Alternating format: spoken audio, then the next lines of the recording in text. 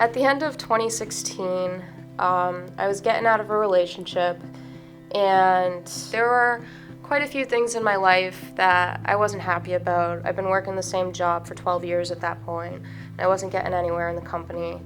I relied heavily on the use of marijuana as a coping mechanism, and I smoked weed constantly all day, every day.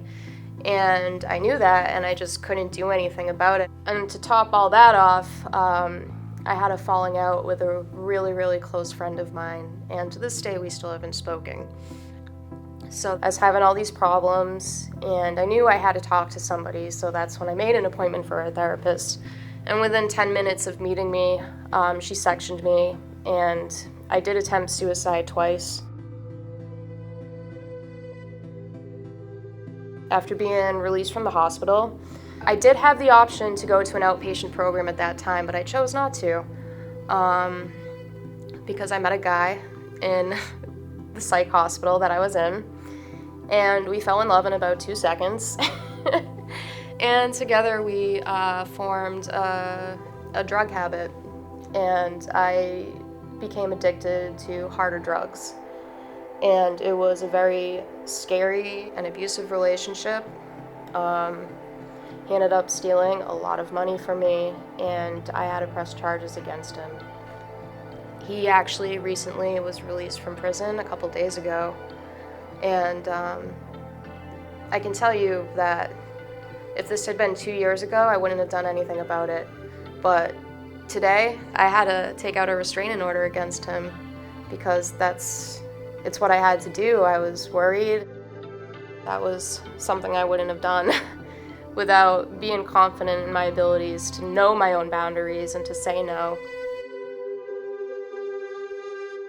I was diagnosed with bipolar disorder, major depressive disorder, and generalized anxiety disorder.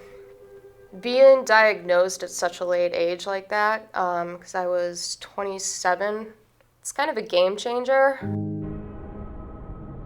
DBT is broken down into 4 different modules. The first one is mindfulness, and then interpersonal effectiveness, emotion regulation, and distress tolerance. And each of these modules teaches you different skills in order to cope with daily life for the most part. So one of my favorite skills to use is pros and cons. So like anytime that I find myself in a crisis situation, or in a situation that makes me really uncomfortable or ill at ease, I use pros and cons to try and decide like whether I should take action, or if I should take action, what I should do, or something like that. And I also really enjoy practicing mindfulness, and that's basically just trying to live every moment in the present, to just stay present and keep your mind in the present, so that you can experience life to its fullest.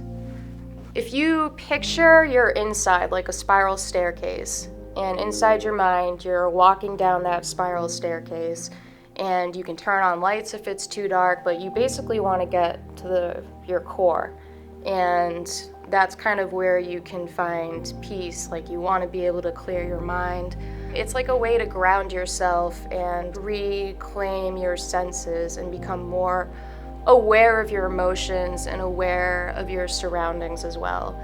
If you're outside and you're in nature and you see something really breathtaking, like a beautiful sunset, if you just pay attention to that and don't think of anything else and just stay in the moment, that's mindfulness. And it's pretty easy to practice. I used to commute to college in Boston, so I would have to take the T every day. And even before I knew what mindfulness was, I was subconsciously practicing it, because instead of being frustrated by all the people around me and all the crowds and the rushing and everything, I would hold on to a pole on the subway car and just feel the cold metal against my hand and feel the motion of the train and just focus on my breath. And that like really centers me, especially since crowds and being around a lot of people gives me a lot of anxiety. So it's a really good way to just stay present in the moment. People like that, people like me, we have a hard time communicating our feelings with other people, but we have a great deal of empathy. very much people pleasers, can't say no, things like that.